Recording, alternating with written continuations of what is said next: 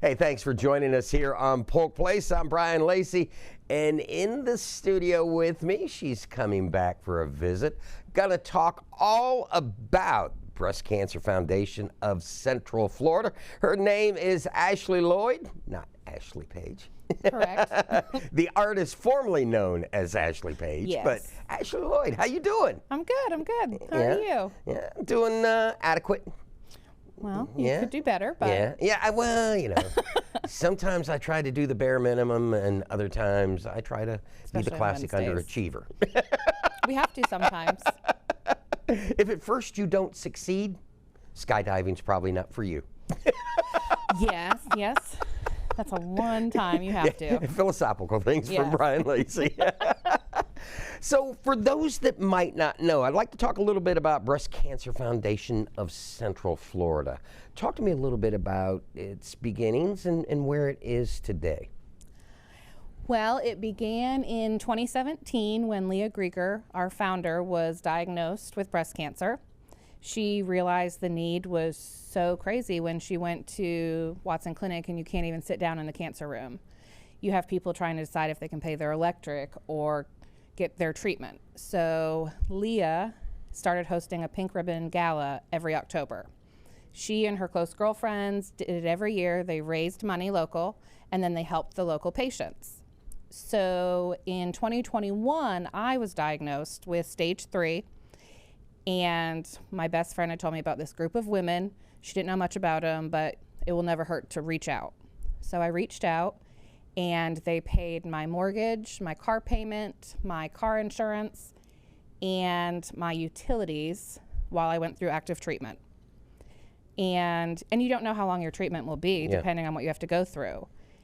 And they also have a children's fund where they help take care of like your kids' uniforms, the school supplies, extra funds at Christmas.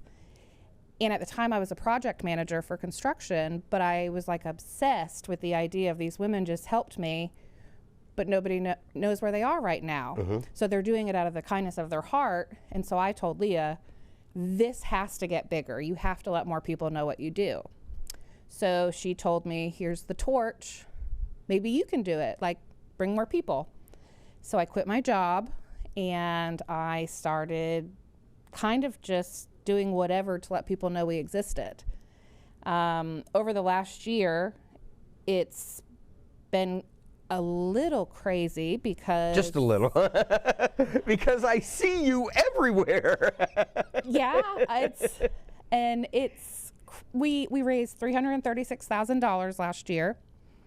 And for that being the first year of trying to let people know who we are and trying to find volunteers and do everything, that's amazing. I mean, so now going into this year with more of a strategic way, we can do so much better. We ended up started providing mastectomy pillows, and we found women that wanted to just get together and do book meetings and support groups, and husbands got involved.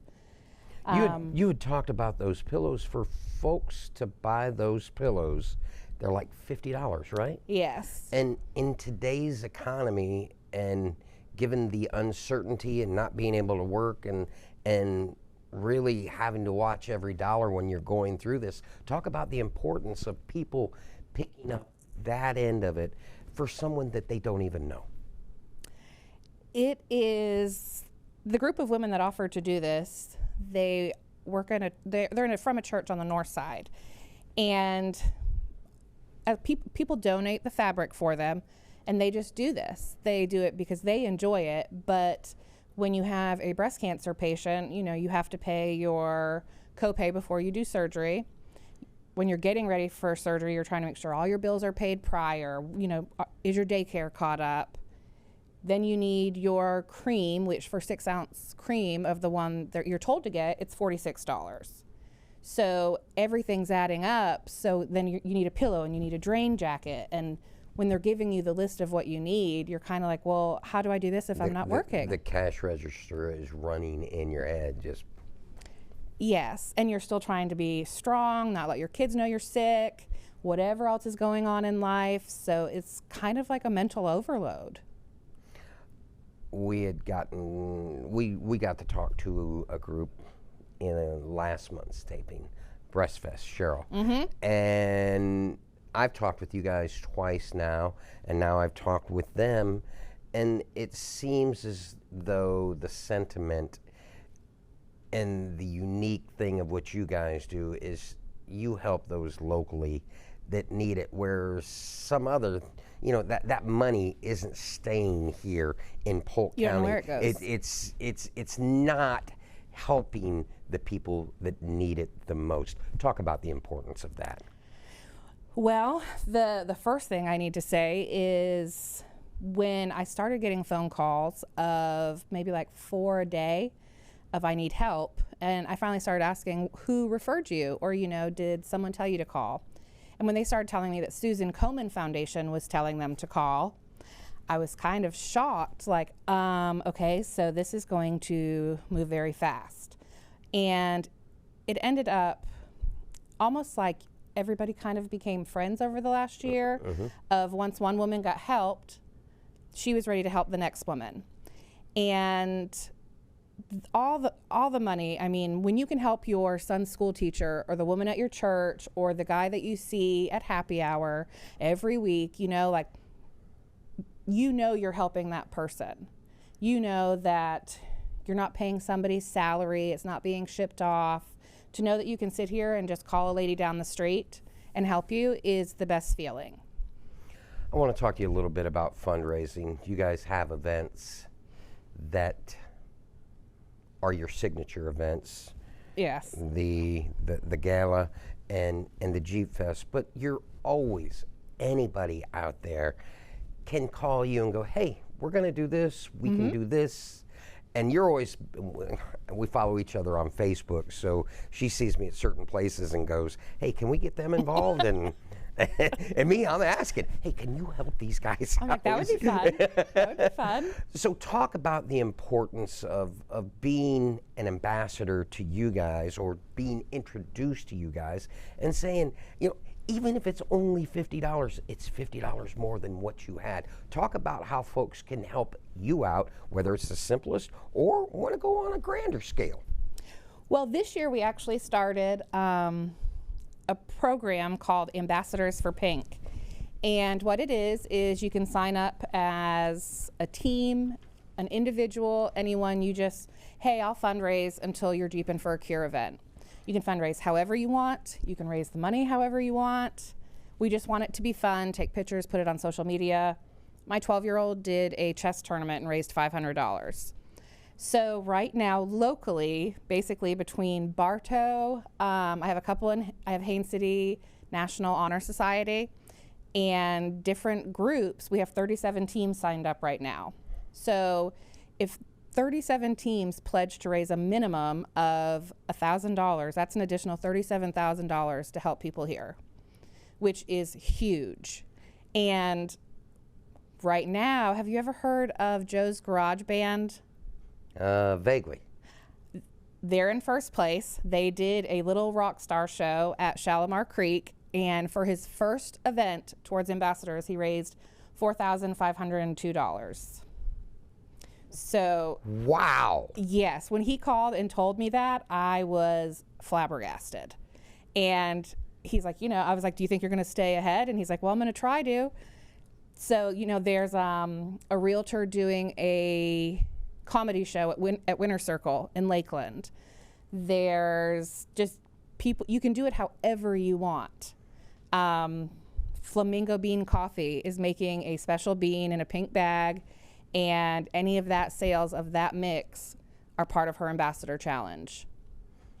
And I think one of the things we were talking off camera, you've got a group from Destin that's not even in this area, but it's important the work that they want to do stays here in Florida. Yes, we have Jeepin' for a Cure. When I saw you last time we had done that event, we raised $18,000. So my idea was, if it was that big and kind of just not planned all year, what if we planned from this day until next year? Formed a committee, and we went on from there. So we're hoping for this year that we raise, up north they do $100,000, so I'd like to beat that. Always competitive. go hard or go home. Yep, exactly. I always like to win. We're allowing vendor booths and everything this year. But Jeepalooza, I was kind of just researching on Facebook and I found it. So I called the man that runs it. His name is Matt. And he ended up telling me, you know, they want to keep the money local in Florida. They want to make sure they help local patients. He also said the same thing about, I want to help someone we know. So he's going to do, it's kind of like an oyster run, Shuckapalooza. And we are their charity partner for this year too. So all of their proceeds they raise this year come to us in October. We got about 30 seconds left. We know of the events that are coming up. How can folks follow you? How can folks help you help others? Well, they can always donate. We have Facebook, Breast Cancer Foundation of Central Florida. We have Instagram. My son just made me make a TikTok. It's called Ashley with BCFCF. It's not the greatest, but it's coming. And then we have our website where we keep all of our events. We put all of the different news shows and whatever we have going on is on there. Well, do me a favor. As it comes closer for the Jeep events, that chair is yours. You come back in anytime. Anything we can do here on Polk Place to help you, help others. The floor is yours. You got to come back and see me. Will you please? Yes, of course. Thank you. Nearly 1 out of every 8 women will develop breast cancer in their lifetime. Breast Cancer Foundation of Central Florida works with local communities from the west to east coast of Central Florida to provide breast cancer families with the financial and emotional support they need. The BCFCF Financial Assistance Program helps pay for household expenses while a breast cancer patient is in active treatment. They need your help for upcoming fundraising opportunities. Now you can give them a call for more information at 863-812-1148 or look them up on the web at bcfcf.org. If you enjoyed that episode of Polk Place, I invite you to like, share, and subscribe to the channel, and even check out the next one.